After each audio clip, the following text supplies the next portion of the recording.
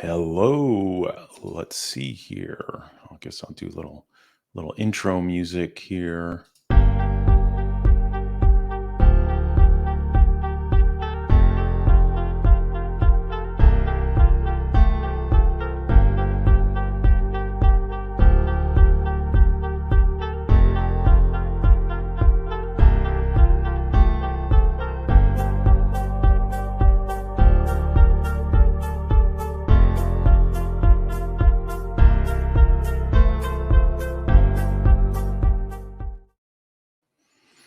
Hello there. Welcome.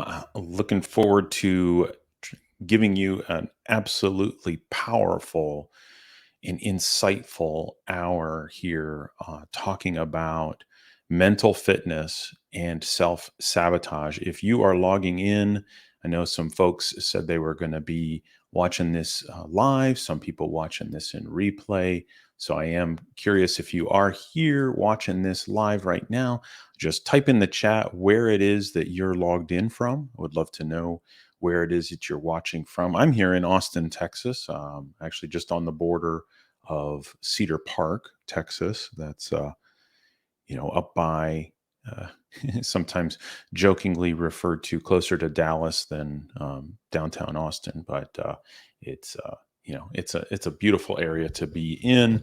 Moved here about 17 years ago. Diana Fletcher here from Utah, and we have Christina from San Antonio. Great to have you both here. Jason from Rotterdam, New York. I used to be in upstate New York. I'm trying to recall where Rotterdam is relative to Albany. And Round Rock, Dawn, hello there. Round Rock, Texas, just a neighbor of mine. San Antonio, 90 minutes south. Utah, I've actually never been there. I've been to Colorado, been close to Utah, but have yet to go up there. I hear some great mountain biking up there. So, like I said, if you're just logging in here right now, let me know where you're logged in from. Today, as I mentioned, we're going to talk about mental fitness and self sabotage. And so, first and foremost, I want to give a shout out to happy birthday, Carl Jung. So, Carl Jung is one of the four most influential psychologists of the modern era. So, there was Alfred Adler. Many people haven't heard of Alfred Adler. Carl Jung, William James, and Sigmund Freud. Most people have heard of Sigmund Freud. Sigmund Freud, the whole Freudian psychology thing is very popular. Carl Jung, if not for Carl Jung, we wouldn't have cognitive behavioral therapy, which is one of the go-tos for most therapists. While maybe you think about the people who brought us CBT, I think it's Beck and Ellis. Their work was rooted in what Carl Jung said and did and wrote about. And so Carl Jung, July 26th was his birthday. So happy birthday, Carl Jung. Thank you so much for your work, your pivotal work that has led us up to here. So just to kind of give a big picture view of where we're going here, I'm going to help you understand what self-sabotage looks like. We're going to learn about your saboteur, perhaps, right? I'm going to cover two of them in detail here during the call. So that's a 2 out of 9. What is that? About 17% chance of me, 22% chance of me getting one of them that you have. And we're going to talk about how it is that you can start to interrupt that saboteur. And we'll talk about the sages. So we'll talk about the whole program of positive intelligence, which is what this, where all of this comes from. Something that I've been using now for going on 3 years, and I've used it with all 90% of my clients. Let's say not all of them. Some clients come in just for something like interview coaching, or something very small, maybe like 4 sessions, and I won't use this with them. However, I've had 17, I'm on my 17th group now using this positive intelligence program. So a little bit of humor here. I was a self-sabotage authority since 1986. So there was little Stevie English. I just wasn't conscious of it, right? So, kind of going back to the Carl Jung quote there, until you make the unconscious conscious, it will direct your life and you will call it fate. So, that was me unconscious of all of the self sabotage that I was living with. I was a pretty disturbed young man, and if you had some challenging teenager years, type teenager in the chat. I would love to know who else also had some difficult teenage years. I was very socially isolated. I had no dates, right? I had zero dates. I was a very overweight kid, and in that time, there were very few overweight kids. Nowadays it seems like obesity is on the rise, and it's pretty much the norm. I was a bit of a people pleaser. I tutored other kids in physics and trig and calculus, to have some kind of social connection, and that I would self-sacrifice, right? I would take my time in order to help all these other folks, and it did cause me some stress in my life. So if you were also a bit of uh, a had a rough teenage years type teenager in the chat, I would love to see that. Okay, so we're going to talk here a little bit about how to stop self sabotage. So I'm gonna tell you today how to defeat your inner saboteur and strengthen your inner sage muscles. And I'll explain all that, what I'm talking about here shortly. By the end of the presentation, not only will you know more about this topic, but you may be interested in doing this 6-week program. Again, that I think there's enough learning here that you can walk away with to get a start on it. But if you really want to, build those mental muscles, then this program may be for you, because it's one thing to have an insight, and it's another thing to practice and rewire your brain, and that's what this whole program is promising here. So Jason and Christina both admitted, yeah, pretty difficult teenager years, right? Like these. Looking back on it, thank God that we grow up, right? Here I am, I'm age 50, and I'm just now starting to grow up. So anyhow, excited to tell you about this. So let's talk about Kevin. So self-sabotaging Kevin. Kevin is he's an engineer, he's a software developer, and he's struggled with low self-esteem and a fear of failure in his profession. Ultimately, he does want to step into a leadership role, but every time he starts moving toward that, he starts to self-sabotage, telling himself that he isn't good enough, that he doesn't have what it takes to succeed, and that he would just end up embarrassing himself. So rather than having the difficult conversations with his management, or making the big presentations at the quarterly meeting and establishing himself as an expert authority, he lets his inner critic voice step in. Now, his saboteurs may be hyperachiever and hypervigilant. And as a result, he's saying, "Hey, if I can't do it perfectly," this is that hyperachiever. "If I can't do it perfectly, I won't do it at all."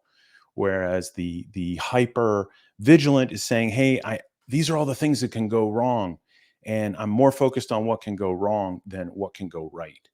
And so as a result, Kevin is stuck. So many of you may have, if you've already taken the assessment, maybe you have hypervigilant, maybe you have hyperachiever.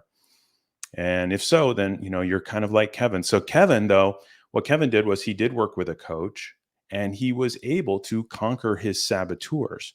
And as a result, he was able to go and make those big presentations at the meetings, and create that expert authority, and have those difficult conversations with his management in order to get promoted to the next level.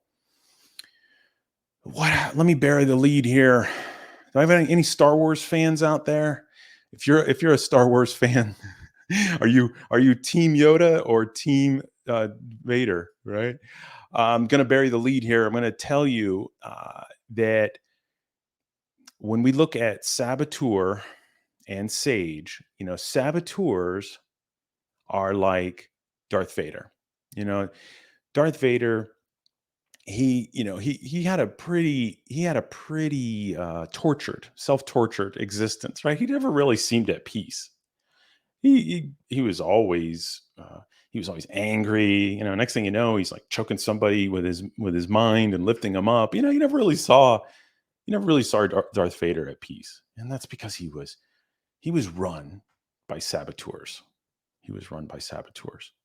Whereas Yoda, my goodness, Yoda was full of wisdom, and he was always able to really have that kind of cheery, happy, joyful look on his face. And even when things weren't going well, he used his empathy and he used his creativity to help either himself or Luke Skywalker out. So anyway, I got this. Sometimes when I put this up, it's like, wait a minute. Not all the younger people are Star Wars fans, but it looks like I got some Star Wars fans out there. Thank you for indulging me. 501st member here. Awesome. You got me beat on that one, Christina. I got to look that one up. All right. So just to kind of give you a frame of what saboteur and sage is, I want to give you that image, that mental image. And I got a question for you. And if you read any of the messages leading up to this, then you probably know the answer off the top of your head, or maybe you've already knew this because you've heard this statistic, right? Like, what percentage of our 50,000 thoughts a day are negative or working against us? So put it in the chat. What's that percentage? Who knows what that percentage is?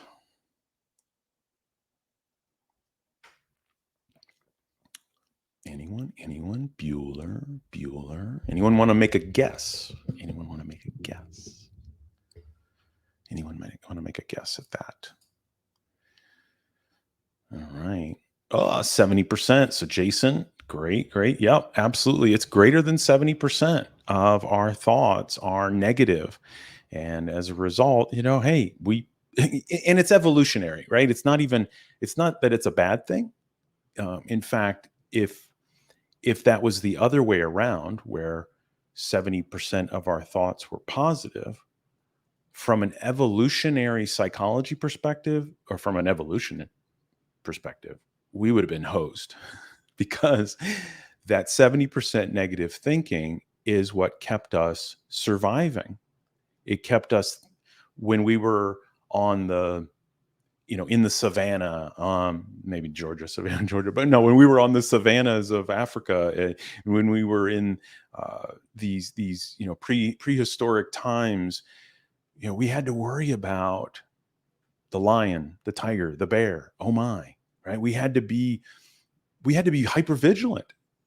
Taking one of the 9 saboteurs there, right? We had to always be on our watch. And if we weren't, then likely that, our genetic material, so to speak, would go away. So it makes perfect sense, so it was helpful for us at one time. And the way I like to think of it is like an operating system. We have a very outdated operating system up here for an evolved operating environment. In other words, today, you're not likely to have a tiger, lion, or bear attack you. And you don't need to be treating the workplace or your relationships like they are existential threats. Your life is not in danger. Your boss may be an asshat.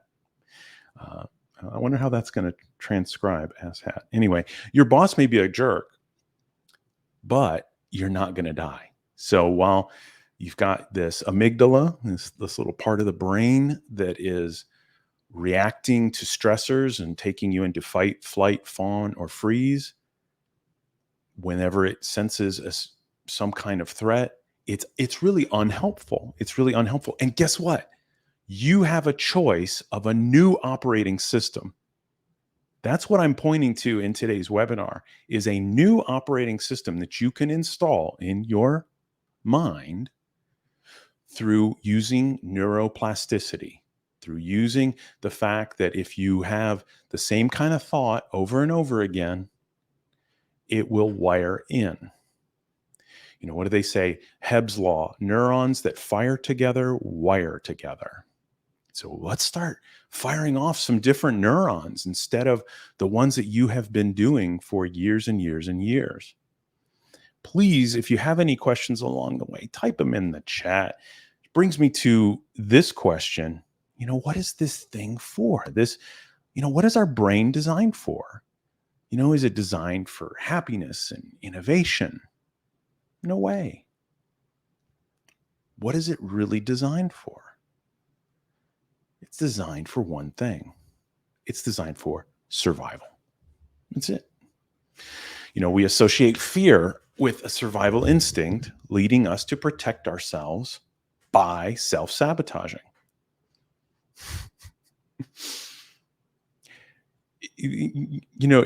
To this mind, it doesn't care if we're joyful and at peace. It just cares that we survive.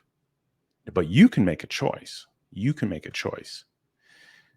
And that's what I'm talking about today. And I said mind. I really meant to say brain there. I need to say brain. That makes more sense. A little bit of neuroscience I want to talk about. That's important. It's foundational for all of this work.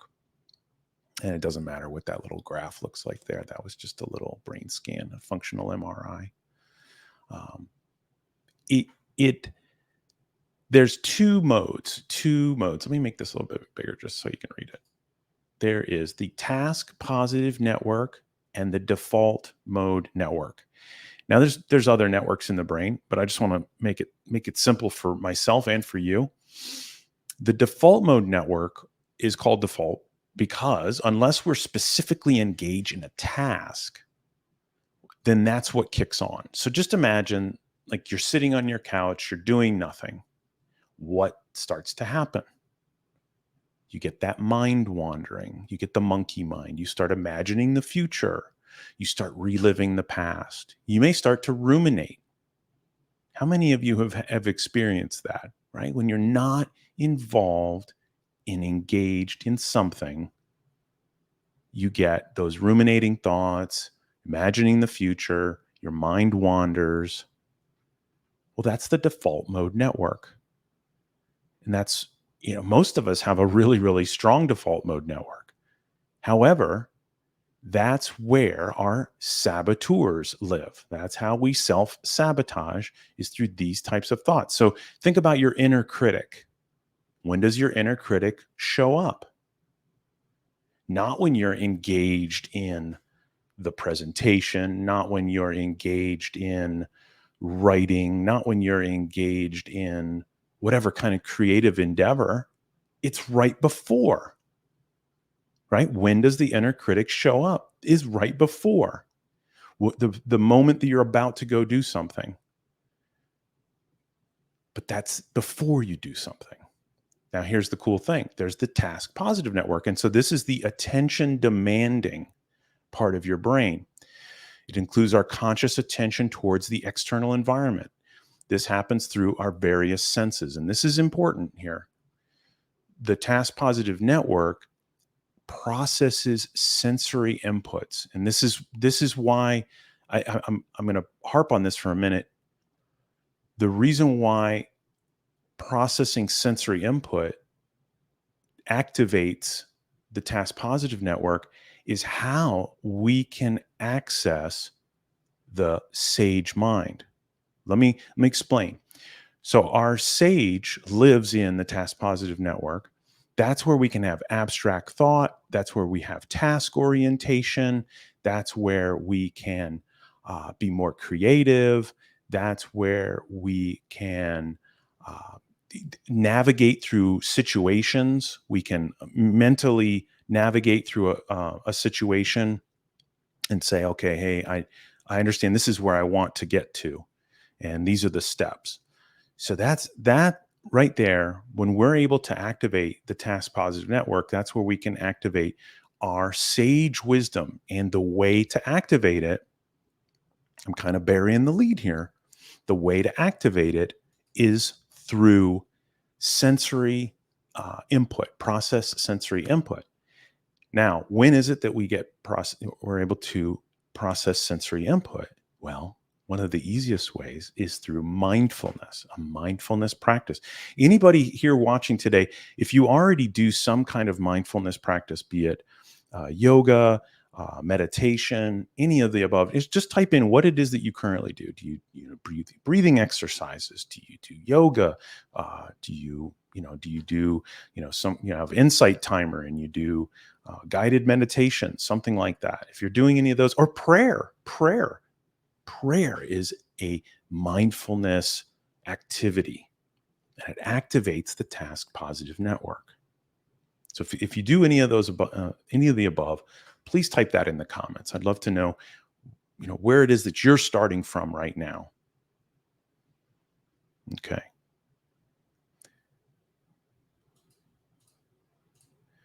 So what we're talking about, yeah. So Jason does guided meditation. Absolutely. So you're already activating the task positive network. You're already building that part of the brain. There's been 1,400 peer-reviewed studies that show that mindfulness meditation builds parts of the brain.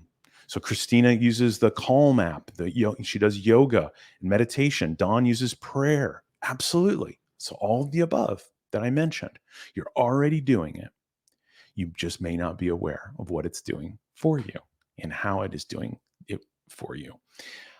So they've done studies. So one study, for example, they took a group of kind of lay people, people like you and I, and they did a functional MRI scan of the brain. And they looked at how much activity was happening up here in the prefrontal cortex. This is one of the areas where the sage lives. So kind of measured a baseline. Then they took a bunch of Tibetan monks, did the same thing. They had them, do a meditation. They measured the functional MRI, and they looked at their activation in the prefrontal cortex, and they looked at the difference between the two groups. So the lay people did a mindfulness meditation, functional MRI, and then of course the Tibetan monks did it, and the difference was stark. It was so, the functional MRI of the Tibetan monks was just it lit up the image. The graph was just it was so clear how much more activation they had of their prefrontal cortex. Then they took the lay people and they let the Tibetan monks teach them. They did that for 30 days.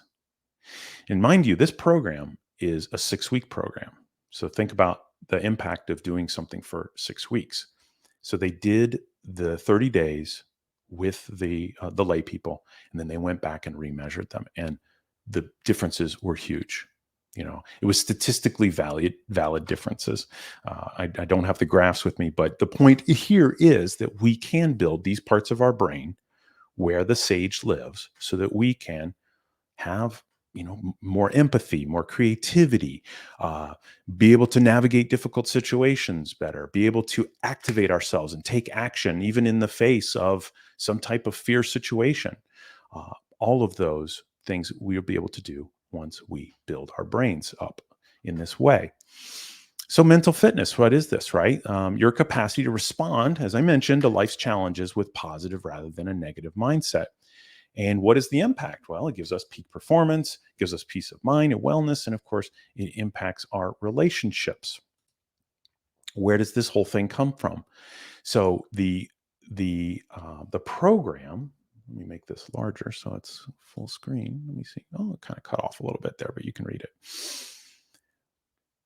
So this whole program was created by this gentleman named Shirzad Shamin. I have tremendous respect for Shirzad for a couple of reasons. So number one, he's an electrical engineer, originally an engineer like myself. Then he went and got a PhD in psychology and got an MBA from Stanford. Okay, so he's a Stanford researcher. He looked at all of these different personal development programs, and he started to do factor analysis on them and found what they all had in common when you boiled them all down. And he created positive intelligence. Positive intelligence is a blend of using neuroscience, cognitive behavioral psychology, not therapy, right? This isn't therapy. This is just leveraging some of the let's say concepts there around thoughts, feelings, and the different types of impact that those thoughts and feelings have on us. It also leverages positive psychology and performance science. So that's what this whole program is built around. Let me take you here into giving you another example of how positive intelligence, or let's say the lack of positive intelligence, impacted me. So this is little Stevie English. This was my judge. So the first of the saboteurs is the judge. The judge is the master saboteur. I'll talk a little bit more about him. But my judge was so active back here during the formative years of little Stevie English. I wouldn't even consider myself little. I think at this time I was about 311 pounds. Oh boy. Well, I used to have that constant thought of what in God's name is wrong with me. I had this inner dialogue. I had lots of guilt and regret and shame and disappointment that was from my judge. I thought I had so much. I knew I had a lot of potential, but at the same time, I was not fulfilling my potential, and I judged myself with that, right? And I was very disappointed. I was, unathletic. I was awkward. Socially isolated. I had like two good friends. Um, I had a ton of limiting beliefs that seeped out into my little yearbook thing there that I know is impossible to read, but I'll just kind of give you a little hint, right? I used to say, "Oh, life is so unfair." My own self-worth in here was based upon being attractive to the opposite gender, which I wasn't very I didn't feel I was very attractive to them. It was ugly. My judge and saboteurs were very much in charge. And let's talk about the judge in general. What is the judge? The judge is, as I said, the master saboteur. So anything, something happens, right? You see something happen, in your world, and then the judge may step in. And the judge finds fault in yourself, others, or the circumstance, right? So maybe something happens. Maybe it's not about, oh, that person is bad or I'm bad, but this circumstance is bad. The judge causes our disappointment, our anger, our regret, our guilt, shame, and anxiety. It's the first of the saboteurs to show up. As I said, it's the master saboteur. What is the impact, right? What is the impact on, yourself and others? This master saboteur causes this distress, and it causes the suffering, and it causes much of our relationship conflicts. It had an original function, just like all of the saboteurs. I won't go into that. If you've taken the positive intelligence saboteur assessment, then you'll be able to read through all of that. And I do hope you do read through it. Let me give a little bit of background here before I do introduce all the saboteurs.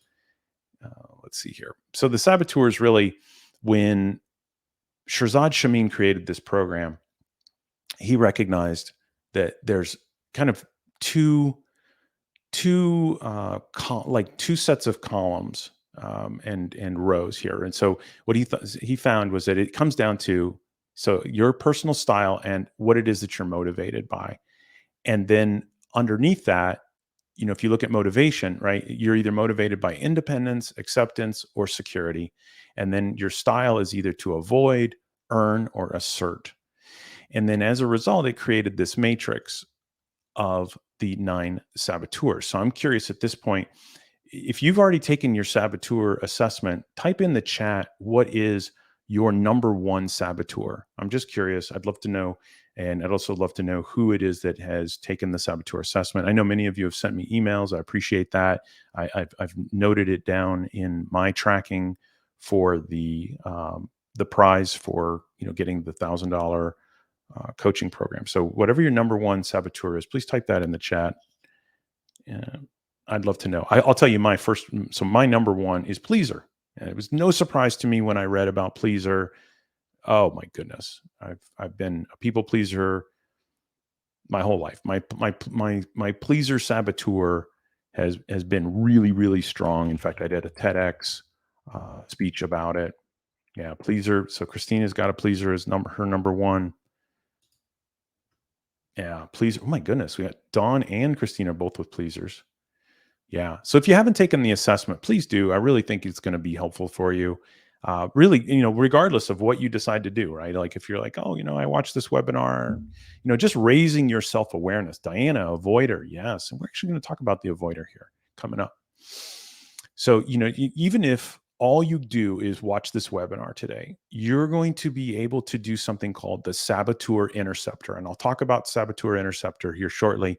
That automatically, life is already going to get better because you're going to be able to say, oh, I am having avoider thoughts right now. Catching your saboteur. Or Christina may be able to say, I am having pleaser thoughts right now, and catch it. Remember what we said about, until we make the unconscious conscious, it will direct your life and you will call it fate, the Carl Jung quote. So now already you're making something that is unconscious, that's below your awareness level. Because of taking this assessment, you've now moved it above your conscious, you've brought it into conscious awareness. Now you can do something about it. That is so powerful. So powerful. Okay, let's look at James. He's a fictional a fictional person. So James has a controller, an avoider, and a hypervigilant, and a pleaser. So that's his assessment. And if you haven't taken the assessment, I will drop the link here in the chat. I'm just trying to, I got two hands. I didn't bring a hugger in today to manage the chat and all the fun things with that. So, controller saboteur, this is a anxiety-based need to take charge and control situations and people's actions to one's own will. There's a lot of anxiety and impatience when that's not possible. You can imagine if somebody is a controller and things aren't going the way that they want, oh my goodness, they're going to get very, very anxious. Now think of poor James. Not only does he have that, but then he has the avoiders. Now he's got all of this. Hey, he wants to arrange all the puzzle pieces and he wants to arrange all the players on the board and have them do certain things. But boy, if they don't do it, he's going to get very anxious. And because of his avoider, he may not actually address the problem. So this is a kind of that's the I would say controller and avoider together. That's a really rough combination, right? It's definitely not the peanut butter and chocolate of the Reese's peanut butter cup. Yes. So, and Jason, thank you for putting that in the chat. I just want to acknowledge that. So hypervigilant, hyper rational, and restless. Okay. Yeah. We will. Yeah. You have the assessment. The report, there's a lot of detail there. I do hope you will dig into it. So having a controller, so the funny thing is when they've done some studies on executives and looking at what were in the top 3 for these, vice presidents, directors, presidents in companies, controller was one of the most prevalent. And that makes perfect sense, right? Because if you're the kind of person that has these strengths, right? You challenge yourself, you challenge others, you're able to do the right thing, even if it's unpopular, you see possibilities and activate yourself and other people to make some outcome, and you're confident, you're action oriented, heck, you're probably going to get promoted. But guess what? It's not all roses, kids. You get the temporary results, but at what cost? People feel controlled and they're full of resentment. And then as a result, they are not able to tap into their greatest portions of themselves, into their great reserves. And it generates a ton of anxiety. I'm not going to name names, but I'll just say in my past, I had a leader who had so much of a controller. He used to teeth grind when he slept. Imagine that, right? Going to the dentist. Oh yeah, you got cavities because you grind your teeth, or you've got, this problem with your teeth because at night you grind because of your controller and the stress that you're under. So that's not an easy way to live. All right, let's talk about the avoider. Oh, go back here. There we go. We got the avoider. Okay, now, like I said, they kind of 1-2 punch of having a controller and then an avoider. Okay, so this is for you, Diana. Hey, focusing on the positive and pleasant in an extreme way, avoiding difficult and unpleasant tasks and conflict. I'll tell you, avoiders in my top 3. So my pleaser avoider, yeah. Pleaser, restless avoider. Those are my top three. So downplay the importance of real problems, tries to deflect them, has difficulty saying no. You can see how an avoider and a pleaser kind of go a little bit together. Resist others through passive aggressive means rather than directly. Procrastinate on unpleasant tasks. So this is just some of it, just to kind of, this is where you're seeing a lot of procrastination. This is where people with an avoider, they tend to, have thoughts like, well, this is just too unpleasant. Maybe if I just let it go, it'll take care of itself. If I get into conflict with others, I might lose my connection with the other people. I'd rather give someone else their way than create a scene. So these are common. And of course, there's strengths, right? Each of these has strengths, right? Seek peace and harmony. That sounds great, right? Of course, of course. So all of this is like, two sides to a coin, right? Easygoing, even keeled temperament, flexible. That's me. That's looks like Diana. Thank you for your vulnerability, by the way, Diana. And I hope you don't feel called out here. If you do, I do apologize. I'm calling myself out too. And again, we're just doing this. We need to have awareness. And then from that awareness, we can set a new intention and we can start taking new action. But first, we have to have this awareness. Now, of course, the avoider saboteur, as there are strengths, well, guess what? Then there's the impact on yourself and others, right? So denying conflicts and negativities that do exist, hey, they prevent you from actually working on them and turning them into a gift. And we'll talk about the gift here coming up real shortly. And what I mean by the gift is the sage gift, not the $1,000 program that I'm going to gift. Thank you, Diana. I do appreciate that. Thank you for your smiley face. Relationships are kept superficial through conflict avoidance. I know I've done that myself. I've been working on that. I've maybe my girlfriend, if she watches this in replay, she might get mad at me, but I've worked on this with her now for 9 years. And I've gotten a heck of a lot better at not letting my avoider saboteur. I tap into my sage. So others' trust levels reduce because you're not the kind of person who addresses problems, right? And so myself, when I was a manager, this impacted me tremendously. I avoided those difficult conversations with employees that I probably should have fired shortly after bringing them on board. I know that's a bit extreme example, but all right. So maybe you're thinking, well, oops, let me bring that back up. Well, aren't negative emotions good for you? Well, maybe. Or maybe just for a moment. Is pain good for you? Pain is useful only as a signal. Only as a signal. So your saboteurs, you're not going to be able to eliminate them completely. That's why I think I might have written all but eliminate. You're not going to be able to eliminate them completely. But what you're going to be able to do is you're going to be able to dramatically reduce the time that they are activated. So just imagine you've got the saboteur interceptor. So you're able to catch, okay, here's my saboteur. I am having avoider thoughts right now. Then you deploy a mindfulness activity, which we call a PQ rep. And I'm talking a little bit ahead of myself here in terms of the flow of my presentation. And then you'll tap into your sage. I'm not going to talk about the 5 sages. It's time prohibitive. It's also part of this program. I'm happy to share, if you have some questions to me, I'll share that with you via Messenger and all of that. But pain itself is only good as a signal. Dan Harris, who wrote the book 10% Happier, really great book, by the way. He said, pain times resistance equals suffering. So when we resist that pain, we don't accept it. We don't say, oh, I'm having avoider thoughts right now.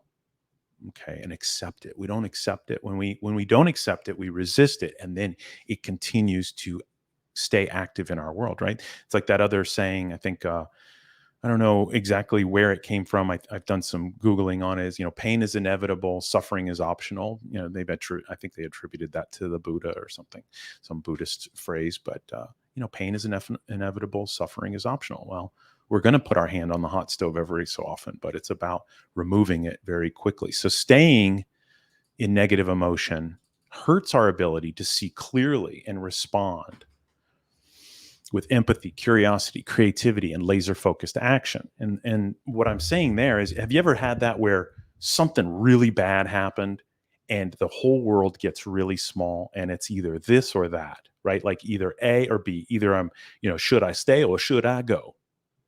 The world becomes very black and white, 0 or 1. What's happening there is that whole creativity, curiosity, all of that um, all of that sage power that we could have evaporates, and our world gets really small, and we're just like, fight or flight. I'm either going to fight this or I'm running away. That's what happens when we get into negative emotions. That's what happens when we stay in negative emotions. So positive intelligence is about moving out of these negative emotions as quickly as possible and moving into our sage. All right. So I'm going to introduce here a couple of concepts that I've spoken to a couple of them. So saboteur, interceptor. So I already mentioned that. That is where we recognize, okay, I'm having these, insert saboteur thoughts right now. So I've intercepted. Okay. Then we're going to talk about the sage mental muscle, and I'll talk about self-command here shortly. So sage mental muscle refers to our ability to tap into that positive inner voice, right? That Yoda that we all have inside of us, and leverage the wisdom and the guidance. And this could be through empathy, curiosity, creativity, and ultimately it's the growth mindset. So that's what the sage is. And so what is the sage? Let me go a little bit further into it. The sage lives in the brain associated with those positive emotions, that peace and calm, clear-headed focus, creativity, looking at the big picture. That's where it's the task positive network. So think of it this way, right? Every single time you do your prayer, Dawn, when you do your, so Diana does the prayer, Christina, you do your yoga meditation, your Calm app, and Jason, you do your guided meditation. Every single time you're doing that, you're building up the task positive network in your brain. And that's great. That's great. It's great that you already have that foundation. And what I can say is that now maybe it's about either building up the sage mind or getting more regular in your activity, which is, we'll talk about the program itself here near the end. But let's continue on this idea of the sage perspective. So sage perspective says that every outcome or circumstance can be turned into a gift or opportunity. Let me say that again. Every outcome or circumstance can be turned into a gift or opportunity. And you may think, I don't know about that, Steve. When bad things happen, um, they're just plain bad, and there's not much I can do about it. So let me give you a little story here, and let me shut this video off. I'm gonna tell you a little story, and this is a Taoist story called Maybe. You may have heard of it. If you have, then you can tune out, or maybe it'd be fun to listen to one more time. So it's a classic ancient story that illustrates the importance of equanimity and emotional resilience beautifully. And you could say it really highlights sage perspective beautifully. Once upon a time, there was a wise old farmer who had worked on the land for over 40 years. One morning, while walking to his stable, he noticed his horse had run away. His neighbors came to visit and sympathetically said to the farmer, "Oh, such bad luck." The farmer said, "Maybe." The following morning, however, the horse returned, bringing with it 3 wild horses. The neighbors came out and they all shouted, "Oh, such good luck." The farmer replied, "Maybe."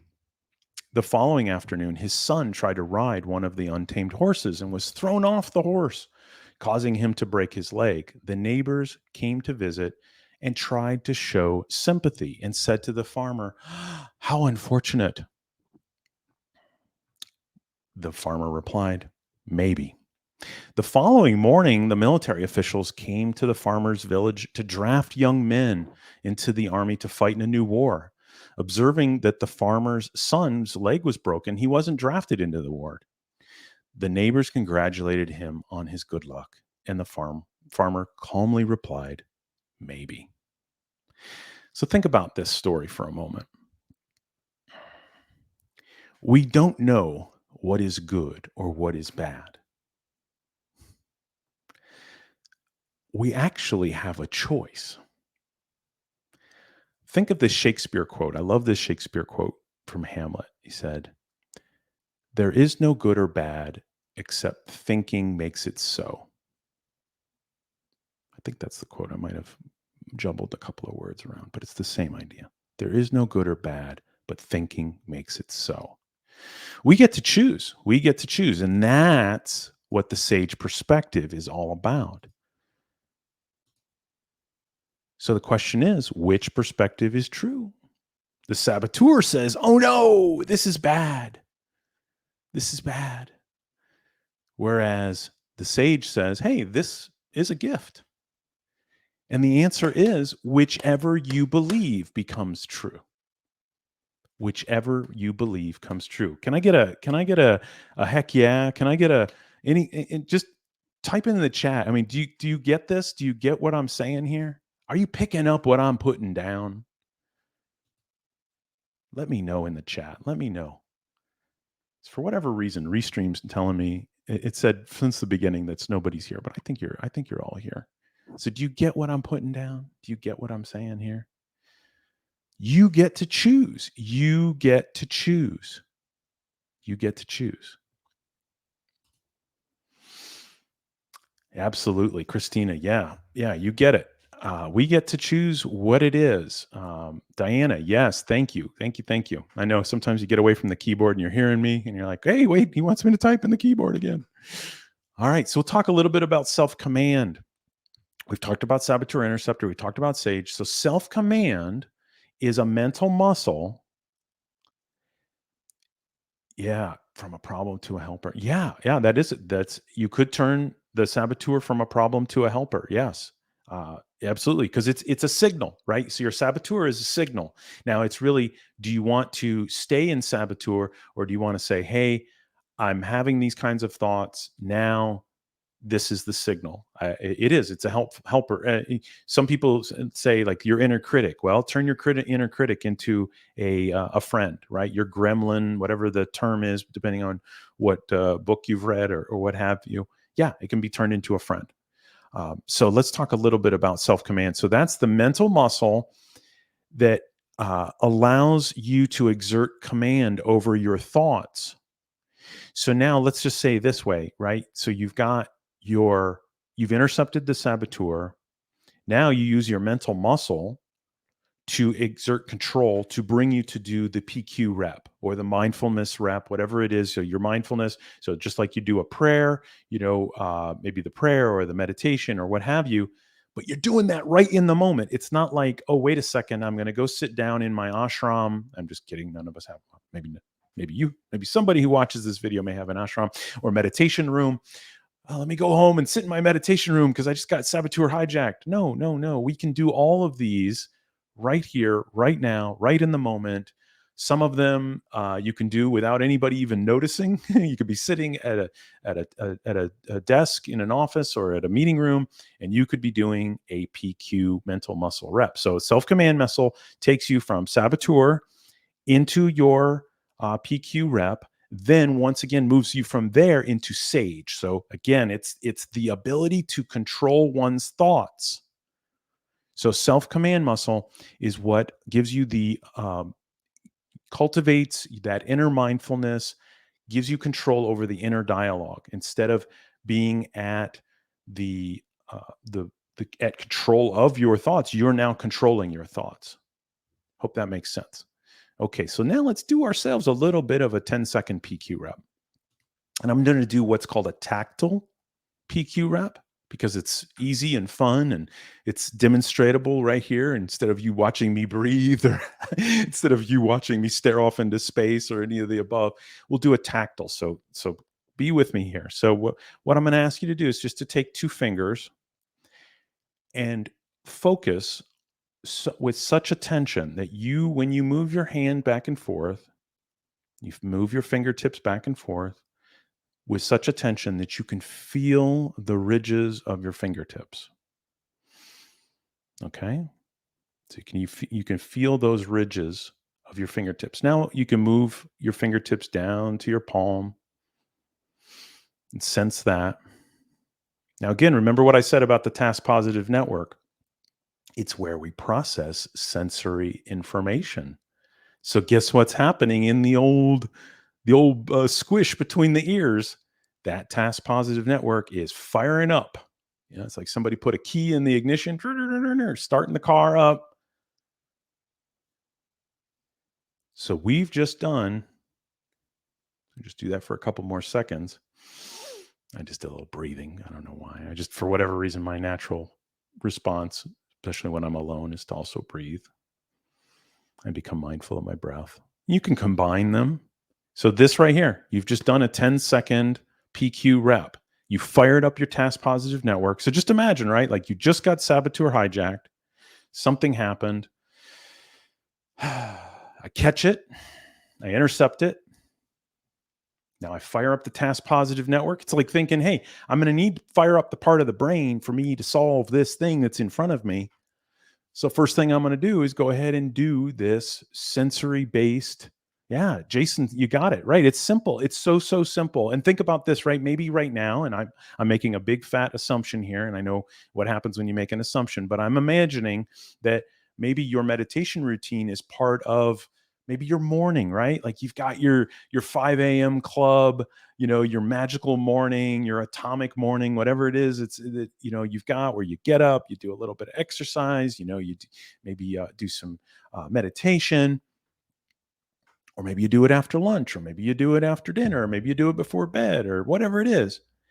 Well, now you can incorporate very, very simple mindfulness practices into your day as a way of responding to these types of stressors. All right. So here's the simplicity of this operating system. And I've been alluding to it the whole time here. So if you're feeling negative emotions, stop, catch them. You are in saboteur mode. Do some PQ reps to quiet those saboteurs and activate the sage, right? So activate the task positive network in the brain. Then assume a sage perspective that every problem can be converted into a gift or opportunity. Generate the gift by using sage powers like empathy, curiosity, creativity, calm, and clear-headed action. And you may be wondering, hey, is it really possible to just shift from saboteur to sage response even in tough challenges? Yes. But there's always a but. But with one T, the speed and depth of that shift depends on the mental muscle. So here's the deal. Today, I have given you this part. See the part of the pie, the little 20% over there, the part of the Pac-Man here, the 20%. I've given you that. I've given you an insight through this 52 minutes you spent with me. And thank you, by the way. For those of you who stayed on here, I love you. I appreciate you. I'm so grateful to you for taking the time out of your day to learn this with me. But here's the deal. The but is the mental muscle. So that's why this program exists, because I can give you this insight. I can give this to you. You can read a book, you can download a video, you can watch something on YouTube. Oh, great. I got an insight. But insights don't change lives. What changes lives is doing something repeatedly, building a foundation, building a habit. That's why this program is 6 weeks, right? So 15 minutes a day for 6 to 8 weeks. So this success requires intense initial practice. So doing 15, 20 minutes of mindfulness work a day throughout the day. This is how you can build up this part of the brain. And it's not just like building up the part of the brain. It's building the habit of responding to the saboteurs and shifting into sage. So it's the whole package. It's the it's the saboteur interceptor, it's the sage, and it's the self-command muscle, building all of those. Now I'm standing on shoulders of giants here with this program. I didn't make it up. I wish I did. It'd be pretty cool if you did. But these are some of the results. So 2,000 participants that took this, and now, we're probably up to 1 million people who've been part of Positive Intelligence. I know that about 2 years ago the number was 500,000, probably up to over 1 million by now.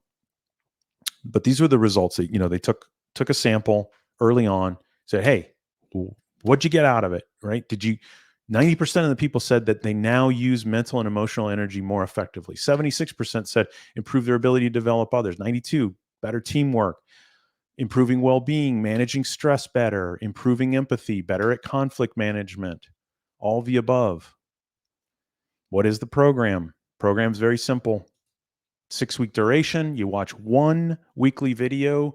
You can watch it on the weekend. You can watch it on Monday. It drops on Saturdays. So every Saturday there's a new video. And then every day, 15-minute practice. And then you read or listen to the 8 chapters of the Positive Intelligence book. There's a PDF that's provided for all those chapters.